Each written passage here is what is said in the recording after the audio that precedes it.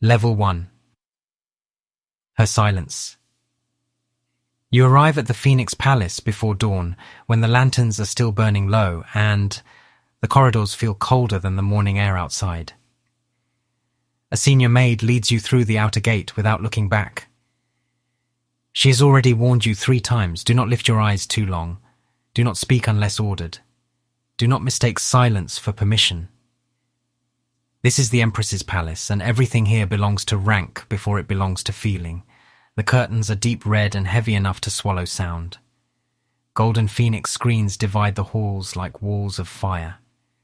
Court ladies move in perfect lines, their sleeves still, their faces calm, their footsteps so soft you almost wonder if fear itself has been trained here.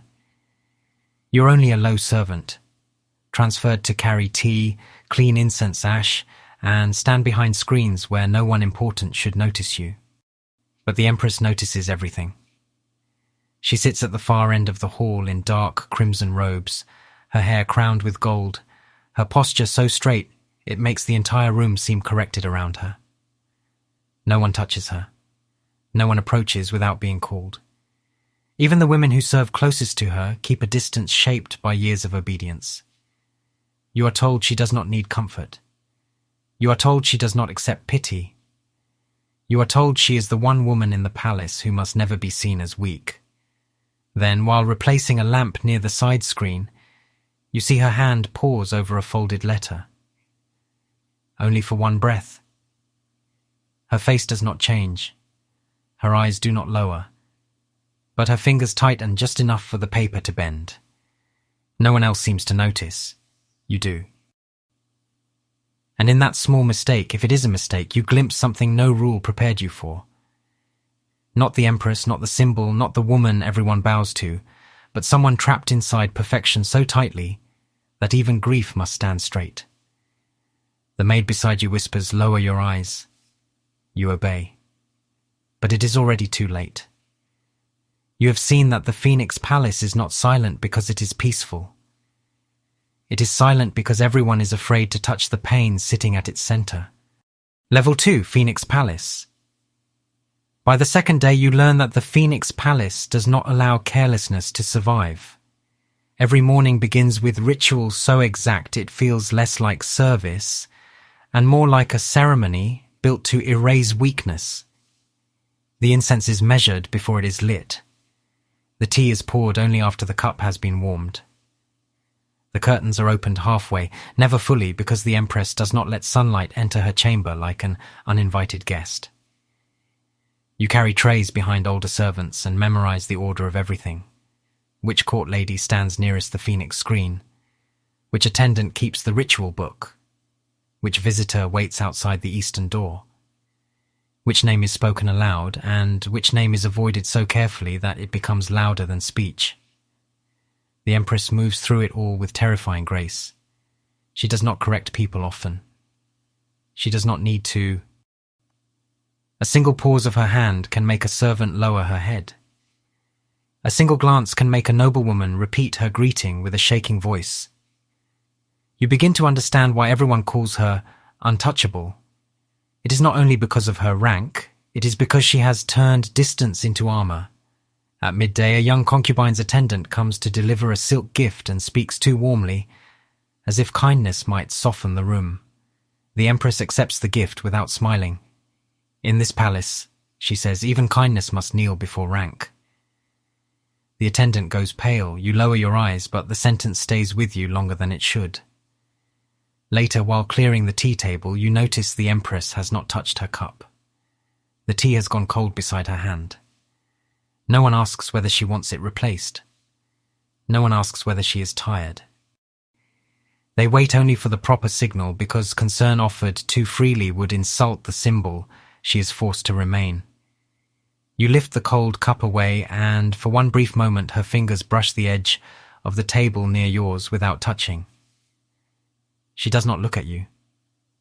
But she says quietly, almost too quietly for anyone else to hear, "You noticed." Your breath catches, you do not answer. You only bow and carry the cup away, understanding that in the Phoenix Palace, Noticing the Empress as a woman may be more dangerous than disobeying her as a queen. Level 3. Hidden Room. The hidden room reveals itself by accident, which is the only reason you are allowed to live after finding it. It happens late on the third night, when the Phoenix Palace has already folded itself into silence, and you are sent to replace a dying lamp near the side corridor. The flame gutters each time the wind presses through the cracks of the window lattice. You lift the lamp carefully, step around the Phoenix screen and notice a line of light where there should only be wall. At first you think it is a reflection. Then you hear it. A sound too small to belong to the Empress's public world. Not a command, not a bell, not the clean step of a court lady. A music box. The melody is thin, old and wounded, turning slowly behind the screen like a memory trying not to wake anyone. You should leave. Every rule given to you says leave.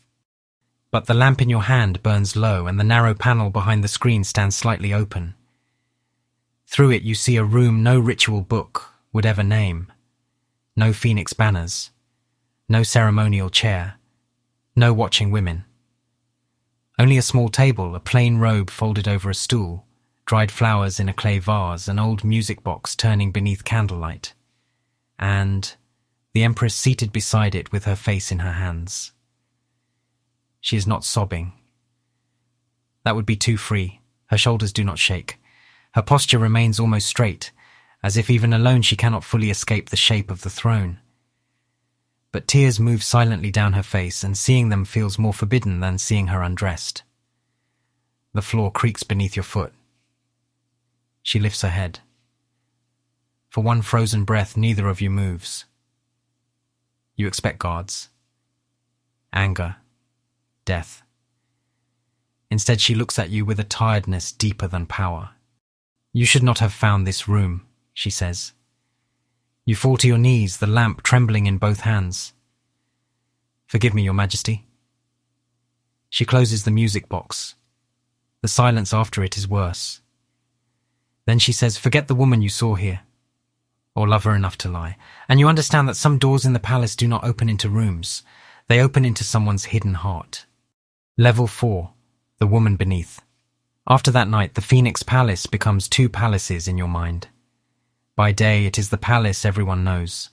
Red curtains, gold screens, ritual books, cold tea, lowered eyes, and the Empress seated like a law that has learned to breathe. By night, it is something else. A narrow panel behind the side screen. A small room with no audience. A music box that plays softly enough to sound ashamed of itself. A folded plain robe that does not belong to the woman who receives ministers. A dried flower in a clay vase kept past the point of beauty because memory does not obey court etiquette. You do not enter that room again without permission. You are not foolish enough to believe one accident has made you trusted. But the Empress begins to let you remain closer than before. When the other servants leave, you are sometimes ordered to stay and trim the lamp.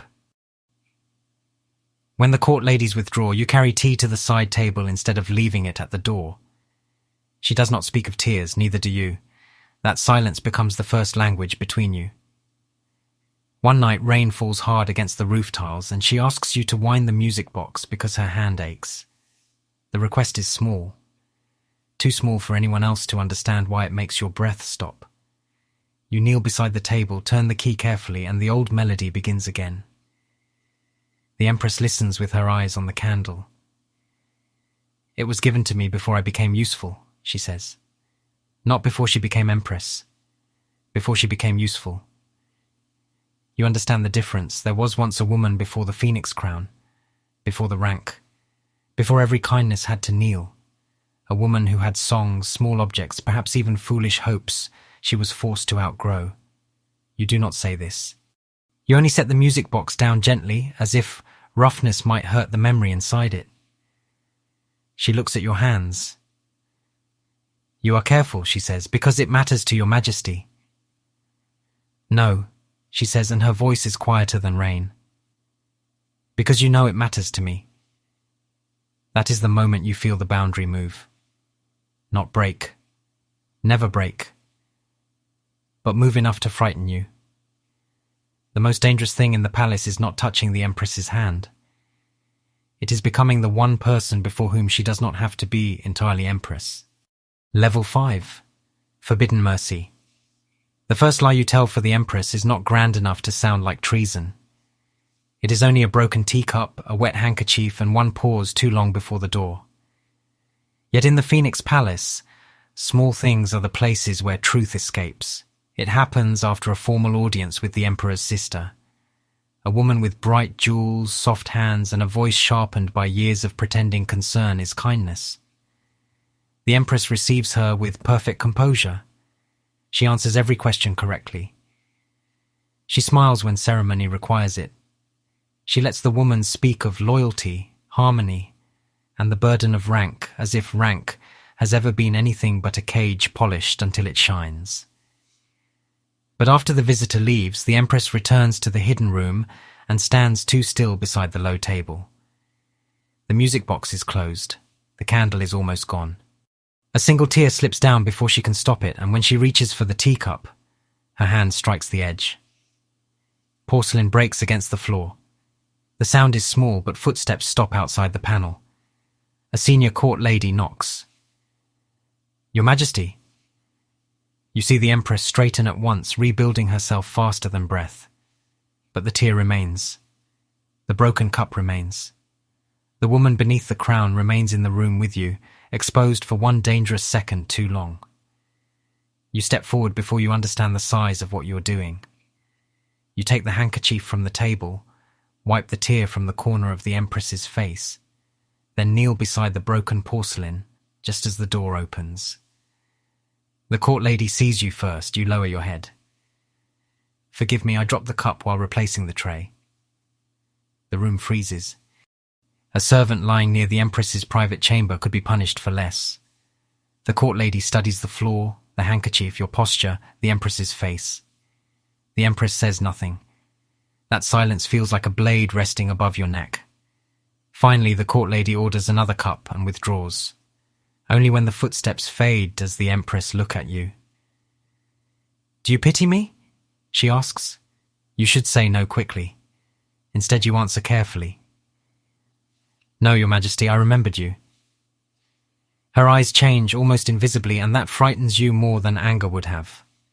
Because you have not only hidden her weakness, you have protected the one thing the palace must never know she still has. A self that can be wounded. Level 6, Palace Watches. By the 6th week, the Phoenix Palace begins to watch you back. Not openly, never openly. Open suspicion is for foolish courts and frightened people. Here, suspicion arrives as corrected posture, paused footsteps, a court lady standing too close to a doorway she has no reason to guard. You notice it first when the senior maid who trained you asks why the Empress kept you after the evening lamps were already trimmed. Her voice is mild, her eyes are not. Another attendant begins counting how long you remain behind the side screen. A younger court lady watches your hands whenever you carry the music box tray, though she has never seen the hidden room and does not know what the tray truly holds. The palace does not need proof to grow teeth. It only needs rhythm to change, and your rhythm has changed. You are no longer just another servant carrying tea. You are the one who is sometimes asked to stay, the one who knows which candle should be replaced in the private corridor, the one whose silence the Empress no longer treats as empty. She notices the danger before you do. By afternoon, in front of the court ladies, she becomes colder than she has ever been. "Do not stand near the inner screen unless ordered," she says without looking at you. A servant who forgets distance invites correction. The words land cleanly. Every woman in the room hears them. You bow at once because that is what the performance requires, but the pain is sharper because you understand the mercy hidden inside it. She is pushing you away where others can see, so the palace will stop reaching toward the truth. Later, as you pass the side corridor with a tray of cold tea, the senior maid steps beside you and speaks without moving her lips much. "The Empress may forgive many crimes," she says. "The palace will never forgive her for needing someone." You keep walking. Your hands do not shake. That is all you can offer. That night, no one calls you to the hidden room. The music box does not play. The red curtains remain closed, and yet, from your place beyond the screen, you feel her silence, like a hand reaching across a distance neither of you is allowed to cross. Level 7. Emperor's Suspicion. The Emperor's Suspicion arrives dressed as courtesy. He comes to the Phoenix Palace in the late afternoon, when the light is thin and formal, when every curtain has been drawn to the exact height, and every court lady stands as if carved into place. You are ordered to stand behind the second screen with the tea tray, far enough to be invisible, close enough to serve if called. The Empress sits across from him beside a low chess table, her crimson sleeves arranged perfectly, her gold phoenix crown catching the candlelight without softening her face. The Emperor speaks gently at first, asking about the ritual accounts, the winter offerings, the health of the older concubines. His voice is calm, but the room listens differently. Even the senior maid lowers her breathing. Then his gaze moves past the Empress and settles near your screen.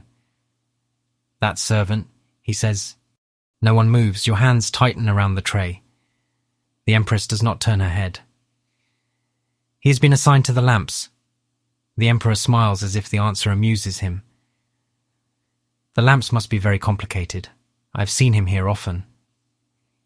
The silence after that is not empty. It is full of knives carefully left on the table. You lower your eyes until the rim of the teacup blurs. The Emperor picks up a chess piece and turns it between his fingers. "Why does this servant know where Her Majesty keeps the night lamps?" For one instant the hidden room returns to you. The music box, the dried flowers, the tear she was not allowed to shed. You feel the answer inside your throat like a confession waiting to ruin her. The Empress moves a black piece across the board. "Because I dislike waiting for careless hands," she says.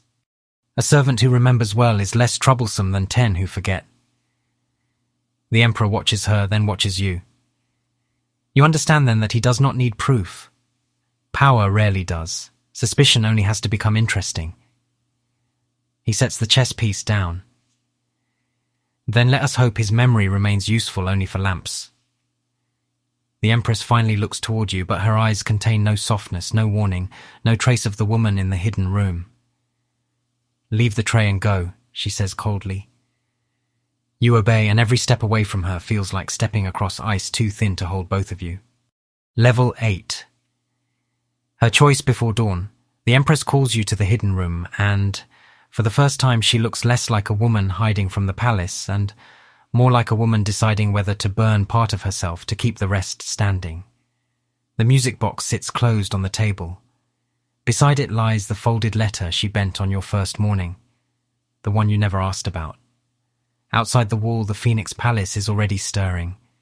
Court ladies preparing robes, lamps being trimmed, quiet footsteps arranging another day of perfect distance. But inside this small room, the Empress is not wearing the phoenix crown. Her hair falls simply down her back, and the plain robe over her shoulders makes her seem almost unreachable in another way. Not higher, but more human. "The Emperor noticed you," she says. You lower your head. "Then I should be removed from service." "Yes," she answers. The word lands without cruelty, which makes it hurt more. "That is the safest answer." You wait for the order. Dismissal, punishment, silence. Instead, she opens the music box but does not wind it. "If I save you, they will know I can be hurt." You understand then that the question is not whether you matter. It is whether she can survive anyone knowing that you do. A woman like her is allowed to command, judge, reward, punish, endure. She is not allowed to need. Need would make a door where the palace demands a wall. You want to tell her not to risk anything for you. You want to tell her that seeing the woman behind the crown was enough, that remembering her is enough, that a servant's life has never been worth the fracture of an empress's power. But she looks at you before you can make yourself noble. "Do not offer me easy sacrifice," she says. "Men do that when they want their pain to look clean." The words stop you. She closes the music box again. "I have spent years being untouchable because everyone believed I had nothing left to protect except rank. You have made that untrue." Her voice does not tremble. That is what breaks you. and now I must decide whether to punish you for it. Outside, the first drum of morning sounds. Inside, neither of you moves. Love, if this is what it has become, is not a confession. It is a weakness powerful enough to threaten a crown. Level 9. Love as treason. The investigation does not begin with chains, it begins with a request for records. That is how the palace hides violence when the person being wounded belongs too close to power. By the next evening, your name appears in places it should not. The lamp schedule, the servant rotation, the private corridor list, the register of who remained inside the Phoenix Palace after the second night bell. You are summoned to a small side room near the stone passage, not officially a prison, not openly a court, but cold enough to make the difference meaningless.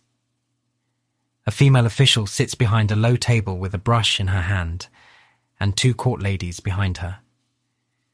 She asks when you first entered the hidden side corridor. You say you do not know what she means. She asks why the Empress kept you after the lamps were trimmed. You say Her Majesty dislikes careless service. She asks whether you have seen a room behind the Phoenix screen. You lower your head and say no. Every denial feels like walking across thin ice while carrying fire beneath your robe.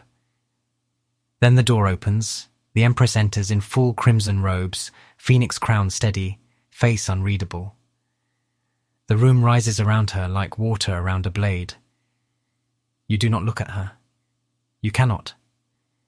If your eyes hold even one memory of the hidden room, the music box, the tear, or the way her voice sounded when she said you made her untrue, the palace will see it and call it proof. The official bows and presents the question carefully. Why was this servant retained so often near Her Majesty's private chambers? The Empress does not hesitate. Because he was useful, she says. Nothing more. The words land harder than accusation. The official asks whether you are trusted. The Empress's eyes pass over you as if you are a chair, a cup, a shadow on the floor. He's nothing to me. For one breath, pain almost makes you foolish. Then you understand. This is not cruelty, this is rescue shaped like erasure. If you are nothing, then no one can punish you for being loved. If you are nothing, then the hidden room remains only a rumor. If you are nothing, then the Empress can remain untouchable and you may still leave this room alive. So when the official turns to you, you bow until your forehead nearly touches the floor. Her Majesty speaks the truth. Your voice does not break. That is your final service to her. You deny the only thing that made you real. Level 10. Untouchable. By dawn, the Phoenix Palace has returned to perfection. That is how you know the wound has been hidden properly. The curtains hang at the correct height. The incense burns in the correct measure. The court ladies stand in their assigned places with faces so calm that no one entering the hall would believe a heart was nearly exposed there the night before. You are summoned not through the main chamber but through the side corridor near the servants' gate, where dismissed people are sent when the palace wants their departure to look like routine. Your name has been removed from the lamp schedule. Your post behind the second screen has been given to another servant.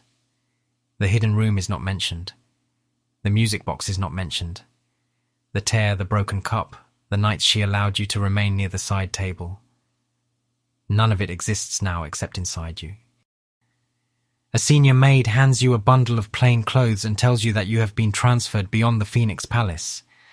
Her voice is formal, almost bored, but her eyes avoid yours. That is when you understand the Empress has won the only way she could.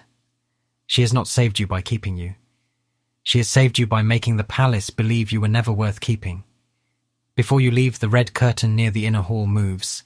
The Empress stands beyond it in full crimson robes, Phoenix crown steady, face unreadable. Every court lady lowers her head. No one looks at you. She does not call your name. She does not ask you to stay. She only lets her gaze pass over you once, cold enough for the room to believe it means nothing. Then she says, "He served adequately. Send him where he will be less visible." The words are plain, cruel if someone does not know how to hear them. You bow. "Yes, Your Majesty." Your voice remains steady because breaking now would waste everything she has done. As you turn to leave, the old senior maid steps close and presses something small into your sleeve. The music box key. Not the box itself. Only the key. A thing useless to anyone who does not know what it opens. You close your fingers around it and keep walking. Outside the Phoenix Palace, morning light spreads across the courtyard, too bright and ordinary for grief. Behind you the doors close one by one, and, with each sound, the woman in the hidden room disappears further behind the Empress the world needs her to be. She will sit behind the Phoenix screen. She will receive visitors. She will speak with perfect calm. She will be untouchable again. And you will live somewhere beyond her reach, carrying the only proof that she was ever more than the crown, the robe, the silence, and the rank. You once thought love meant being chosen openly. In the palace you learn it can mean something harder. Being denied so the person you love can survive. Some women in royal courts are not allowed to be loved because love makes them human, and power cannot safely worship a human heart. So history will remember her as the Empress who never trembled, never needed, never reached. Let it. You will remember the music box, the hidden room, the tear she could not afford, and the woman beneath the phoenix crown who once trusted you enough to be seen.